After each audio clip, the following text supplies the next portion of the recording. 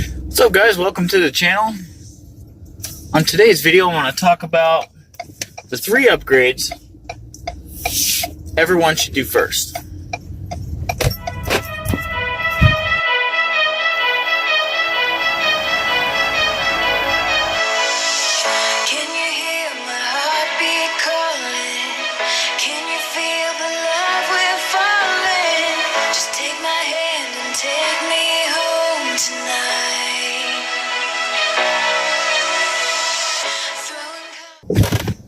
How you guys doing today? It's a beautiful day. I got both the sunroofs open.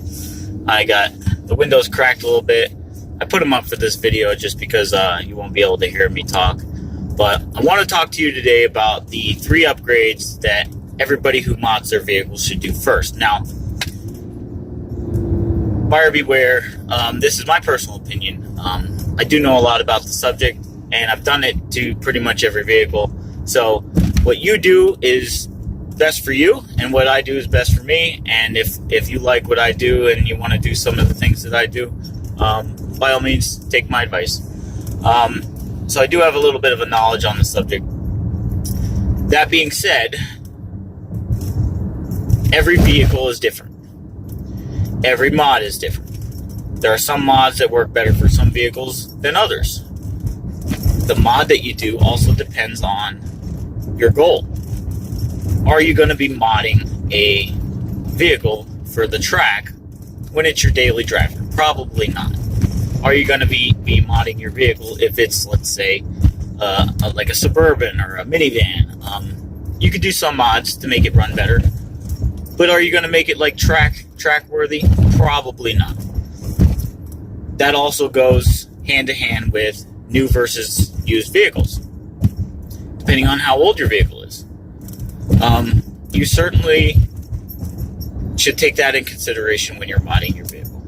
So, the number 1 mod that I feel you should do, now my list may vary from other people's, and I'll get into some of the reasons why. The number 1 mod that I feel you should, number one mod I feel you should do first is brakes.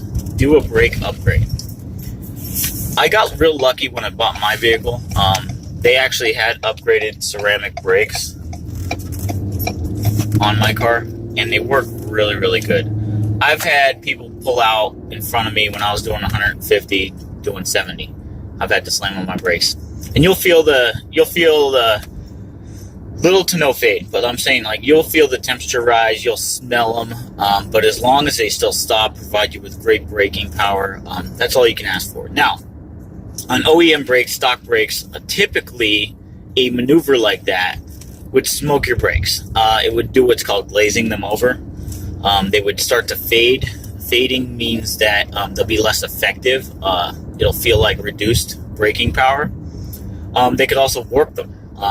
If you're riding your brakes for a long period of time and then let off and then start riding them again, it's that constant heat and no brake. You can also warp the rotors. And how you know if you've warped the rotors or not is if when you're lightly pressing the pedal, or if it's a bad warp, it's going to do it all the time. But if you're lightly pressing the pedal and you feel little bitty vibrations in your brake pedal as you're applying the brake, that means your rotors are warped. Now, there's a couple ways to fix that. Not too many places turn rotors anymore. They certainly will if you want them to, but rotors are actually kind of cheap. So for you to get replacement OEM brake rotors, it doesn't really cost that much, and it's not a brake upgrade nowadays isn't as expensive as it used to be. But that's not my number 1 recommendation for an upgrade, is a brake upgrade. The number 2 thing everybody should do when they're upgrading their vehicle with mods is an intake. Now, this is a sore subject for a lot of people because a lot of people feel like an intake is a waste of time. Me personally, I feel like an intake is the beginning. It's the bare bones essentials for you upgrading your vehicle later. If you don't have an intake, you're always going to be searching for more air. You're going to be trying to get your vehicle to run cleaner, run smoother, and you do that with an intake. A quality intake, and it's been proven many times. Cold air inductions, CAI, they don't make anything for Ford just yet, but cold air inductions makes an intake that has been dyno proven to add 30 horsepower to your vehicle with no modifications other than the intake.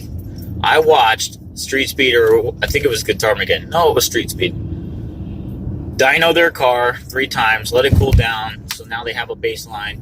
Put a cold air induction system on their vehicle, throw it back on the dyno, and a little over 30 horsepower increase and a ton of torque. That's amazing. Intakes have come a long way. This isn't 1993. So a lot of people who are stuck in their opinions from, like, I don't like to say the over 40 crowd, but like the over 40 crowd, a lot of them know what they grew up with and they have a hard time letting go. So when they hear people talk about either cold air intakes or even adding a giant filter to your car will allow it to breathe better. You don't have to change out your air temperature sensor, your mass airflow. You don't have to do all that just yet. But getting the bare bones for your vehicle to suck more air in and breathe better is, to me, very important. So that's one of the least expensive upgrades you can do to your vehicle that will allow your car to breathe better, will allow your car to run better, and give you more performance. And it might just satisfy your need. There's a lot of vehicles that are built from the factory like this one. It's relatively fast in the beginning, but like once you get some mods into it and it starts to perform better, it feels like this is the way that the vehicle's supposed to be running. That could be said for other vehicles too. Once you start to do little mods, you might reach a point where you're like, it runs great, I love it the way it is, and you're just going to be happy. So an intake system is something that I recommend, and to me it's very important that that's where you start. Now, my number 3 thing that everyone should do to their vehicle when they start modifying it is going to be the most controversial one, just because like it really depends on your vehicle. Now again, this is my opinion, and I'll tell you why I think this way, but you should really take my advice and you should consider it if your vehicle basically fits the criteria. Now, the number 3 thing that I think you should do as far as mods is a tune. There's a lot of tunes out there.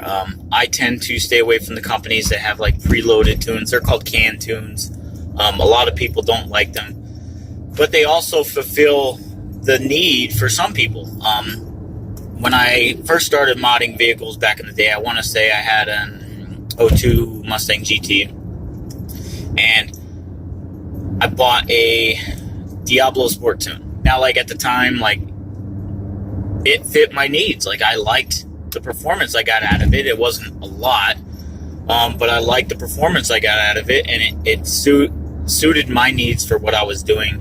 I didn't have a lot of money at the time, so it was something I saved up for, and then I bought, and then I was happy with it, and I had that on that vehicle until I got rid of it. So it's really no skin off my back. Now, that being said, it's different for everybody, because if you have a brand new vehicle and you buy a tune for it, you could possibly void the warranty. Most manufacturers will break it down a little further than that. It's not just black and white. They will basically say, did the upgrade that you do to your vehicle, did the upgrade cause whatever the problem is? So if you take your vehicle to the shop because it's either not running right or something breaks and it's still under warranty, as soon as they find out you have a tune, they're gonna determine whether or not the tune had an effect on what broke. Now, it doesn't matter if it's a tune or if it's an intake or if it's an exhaust, or you did some, like, if you have turbos, if you did a map sensor or something like that. It doesn't matter what it is. The upgrade is always going to determine whether or not they cover it under warranty. These people need to learn how to drive. One of my biggest pet peeves when merging onto a highway is when people who are entering the highway don't get up to highway speed before they merge over. That creates a very dangerous situation for everybody. The people that are already on the highway, the people that are merging with that person, the people that are in the vehicle with that person. I mean, like, it's so dangerous. You need to get up to the highway speed. If the highway that you're entering is 55, get up to at least 55 as you're coming onto the highway to make it safe for everybody before you play that leapfrog game. right, so back on the tune issue. So the dealership is always going to reserve the right to either warranty or not warranty your vehicle based on whether they feel that your modification altered the vehicle to the point where that is what caused the damage. So you got to be careful. Now, if you have a vehicle that's out of warranty, I'm not saying like a classic car, an antique car. I'm saying like an older vehicle, 5, 6, 7, 8, 10 years old. It's still got a lot of life into it. Whether it's new, high miles, low mileage, a tune can really wake a vehicle up. Certainly, there's other things you can do. You definitely want to go over the vehicle. You want to make sure it's running right, breathing better. You want to make, throw some new plugs in it and make it run better. The internal combustion engine it's a simple beast, and you need fuel, you need air, you need ignition. And once you take care of all those, you make sure that the entire system that's making it run is running perfect. Then you can do things like tuning it. And tuning a vehicle can really wake it up. I have a Livernois setup. There's many different companies out there. Unleashed is another company that competes with Livernois. But what I've done in my research is Livernois takes your tune up to the edge and just under, and then backs it down a little bit. So you're getting good performance and great reliability. Where Unleashed takes it a little bit over that edge. Sure, it's going to run great. It's probably going to run a little bit faster than an equivalent Livernois tune. But you also run the risk of things breaking. I've seen more blogs about Unleashed tunes damaging people's vehicles, and I've never seen one for Livernois. I've never seen a person go on the internet and say the reason my car blew up is a Livernois tune. That can't be said for Unleashed.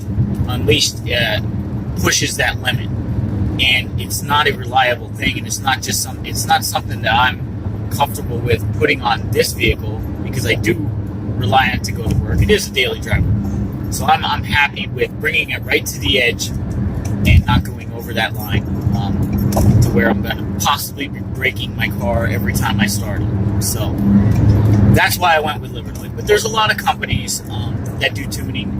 You can get custom tunes. Certainly, you can buy a can tune if that's what you're into. So again, if it's really dependent on the person, the driver, the vehicle. You really got to consider your options. But a tune is a great modification that can really wake up your vehicle, and that is my number 3 recommendation. So leave your comment in the comment section below, guys. I want to hear your opinion. I want to hear the first 3 mods that you did to your vehicle, and let's talk about it. So thank you for tuning in to the 570 Experience. We'll see you next time.